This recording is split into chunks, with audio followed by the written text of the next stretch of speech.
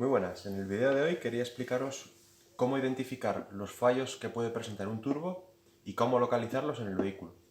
El primer fallo y más común es el desgaste del eje interno, el cual va lubricado con aceite. Este le identificamos por la holgura axial y la holgura longitudinal.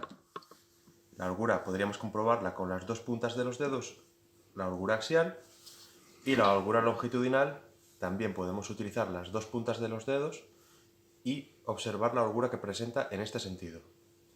En el caso de tener que buscar uno en el desguace porque sea un turbo usado o así, es una de las cosas en las que deberíamos fijarnos para examinar exactamente cómo se encuentra desgastado ese turbo. Después podemos encontrar otro tipo de problema, que es en las aspas de la espoleta del turbo. Hay veces que entra basura, suciedad a través del filtro de aire. Entonces estas se pican y le salen pequeñas roturas, dientes, se doblan, y eso genera que el turbo pues dure bastante menos de lo que tiene que durar. ¿Cómo solemos encontrar esto? Pues el coche presenta ruidos. Un típico silbido extraño cuando sueltas, sobre todo a bajas revoluciones. No es el típico silbido como cuando sopla una tubería de turbo rota. Esto es lo más común de roturas de turbo, la rotura por engrase, que se llama, que significa que los casquillos internos que lleva se han gastado, que son los que hacen que este no presente holgura. Entonces llega un momento en el que lo que es la espoleta se llega a rozar con la caracola y eso ya provoca la rotura total del turbo. Después, el accionamiento del turbo. Tenemos turbos de geometría fija y geometría variable, que significa, pues, en la geometría fija, el momento de corte del turbo. Llevaríamos una válvula con una varilla, sería un poquito distinto, y esta sería accionada o bien en los sistemas que no lleva control del turbo de gestión electroneumática, es solo neumática y saldría una tubería con presión de turbo normalmente de la caracola y haría que esa válvula abra y, liberando el paso, en lugar de pasar por la espoleta de escape, pasaría directamente a la zona de escape liberándola, y así bajaría la presión del turbo. Después, los que son de geometría variable, se encarga, gracias a la geometría variable que va dentro de la caracola de escape, de regular la máxima presión del turbo. Entonces, esto significa que si queremos máxima presión de turbo a bajas revoluciones, gracias a la geometría variable, hace que la incidencia de los gases de escape, que viene del colector, incida de una forma u otra en función de la regulación que le está dando. Por lo tanto, si queremos poca incidencia, liberaríamos la varilla y haría que este pues incida menos sobre las espoletas del turbo. ¿Para qué lo usan? Para que tengamos más presión de turbo en menos revoluciones. Y para que cuando la presión de turbo llega al límite de presión establecida para esos parámetros de carga de pedal de acelerador, presión atmosférica, caudal de aire por el caudalímetro, haga como una especie de corte, digamos, la regule para que baje esa presión y no haya sobrepresiones, lo que daría lugar a una rotura. Bastante fallo habitual en motores de Volkswagen. La geometría se atasca de suciedad, esta se traba y el coche se pasa de presión de turbo. ¿Por qué? Porque no es capaz de liberar esa presión. ¿Qué es lo típico que suele pasar? El coche, una marcha larga, una cuesta arriba, le pisas hasta abajo y el coche se limita, se enciende la luz de avería y se queda sin potencia. Quitas la llave del contacto, vuelves a dar contacto y el coche vuelve a ir bien. ¿Qué pasa? Pues esta varilla se quedaría trabada en cierto punto por la suciedad que tiene aquí dentro, y es cuando recoge el fallo, porque no es capaz de liberar esa presión. ¿Cómo gestiona esta varilla? Pues bien, los turbos modernos tenemos que la gestiona eléctricamente. Aquí llevas un módulo, en este caso le faltaría la varilla que mueve, que digamos une una con otra. En este caso, este turbo, pues bueno, se la tiene que quitar hace tiempo. Tendríamos una varilla que une uno con otro y se encargaría de moverlo. Falla bastante. ¿Por qué? Porque aquí tenemos un accionador, que es un motor eléctrico, y un sensor de posición. Entonces es bastante sujeto a fallos. En los anteriores teníamos una electroválvula que lo gobernaba con vacío, que también es bastante sujeto a fallos. La electroválvula falla y no regula la presión del turbo.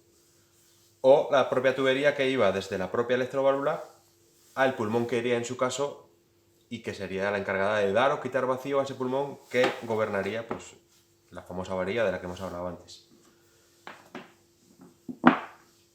Comprobación para los que iban con sistema de neumático de vacío, o sea, los anteriores.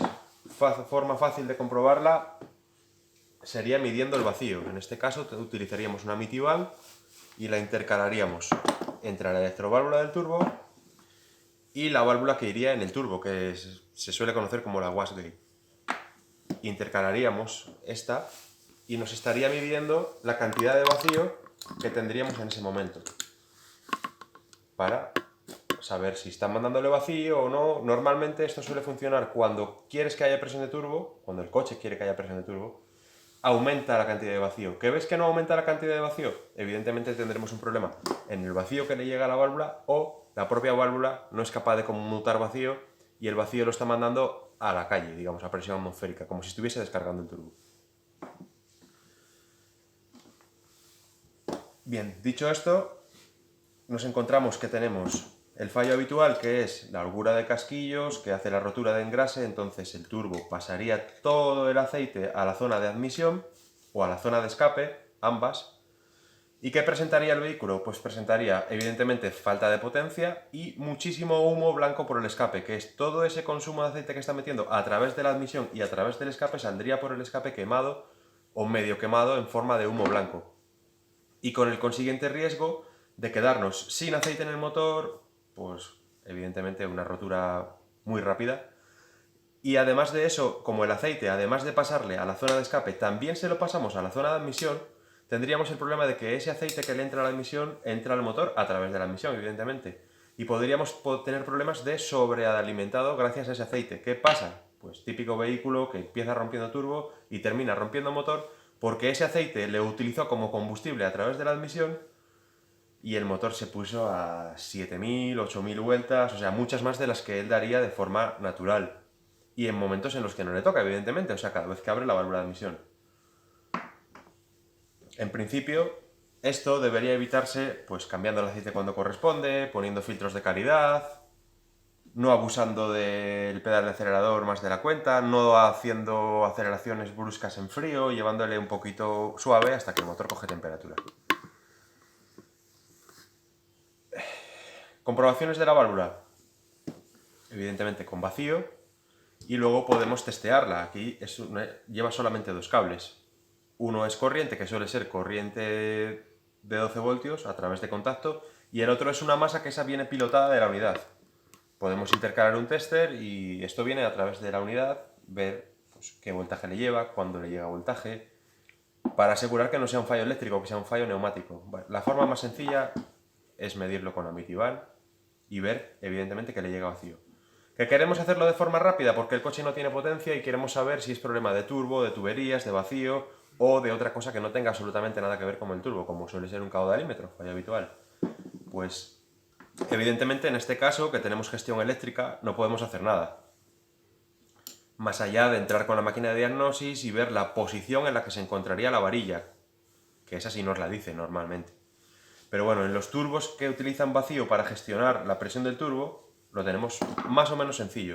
Cogeríamos una tubería larga como la que te suele venir en la caja de la Mitivan, se la colocas a la wastegate, o sea, al pulmón que lleva aquí el turbo, y te la llevas hasta dentro del coche. ¿Vale? Una varilla larga, la sacas por el capó, por donde irían los limpiaparabrisas, y te la metes por la ventanilla. Le colocas la Mitivan, te la quedas dentro. ¿Y qué pasa? Sabemos que el turbo, cuando tiene vacío a tope, o sea, -1 de vacío, está pidiendo presión de turbo a tope. Pues, ¿qué hacemos?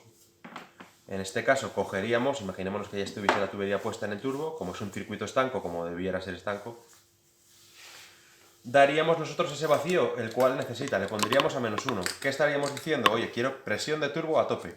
Si no tenemos presión de turbo con esto, tendríamos que ir a mirar si la geometría estaría trabada.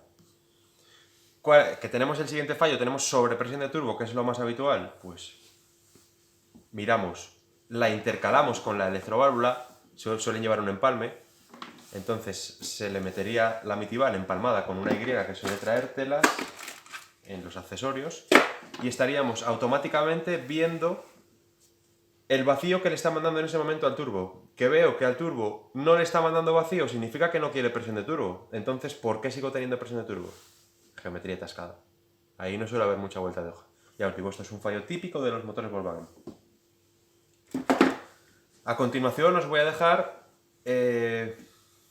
un turbo de los que ya os he explicado, que llevarían el accionamiento neumático y que no llevaría geometría variable. Sería de los turbos, por así llamarle, antiguos, en los que llevarías una válvula interna en lugar de la geometría, y esta normalmente se encarga de abrir en el momento que está llegando a la máxima presión de turbo y liberar esos gases de escape que le entrarían a la turbina y mandarlos directamente al escape.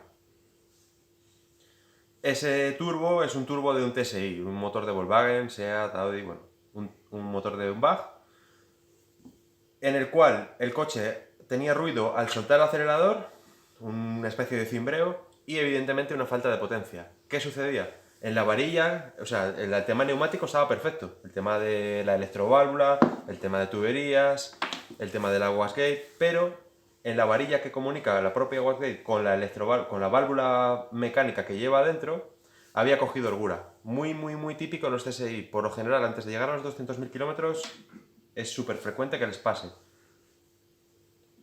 Al coger esa holgura se quedaba abierta, no la cerraba nunca. Entonces, claro, en lugar de tener la incidencia en la presión de turbo, la mandaba directamente a escape todo el tiempo. Pérdida de presión constante. Pues hasta aquí todo, y si tenéis alguna duda, alguna cosa, la verdad es mi primer vídeo, tampoco tengo mucha experiencia en hacer esto, pero sí bastante en mecánica, entonces me encantaría que me preguntaseis en los comentarios, pues cualquier duda que tengáis acerca de cualquier tema mecánico, pues si es de turbo mejor, porque este vídeo lo he destinado a los turbos. Entonces, bueno, ya iré haciendo algún vídeo que esté mejor y mejor explicado, mejor planteado, en fin, pues lo que pueda ayudaros, aquí estoy. Este vídeo lo había grabado hace tiempo para reclamar una garantía a un vendedor de una compraventa. Desgaste anómalo de la válvula reguladora de presión del turbo. Aquí se ve cómo ha creado una caja, la cual deja a este con holgura, impidiendo que la propia válvula en sí cierre. Aquí se la ve, este movimiento no debería estar porque debería apretar y con este cerrarla por completo. Incluso puede llegar a observarse como debido al tiempo y la vibración, a ver si consigo que enfoque, le ha hecho incluso un poquito de mella ahí.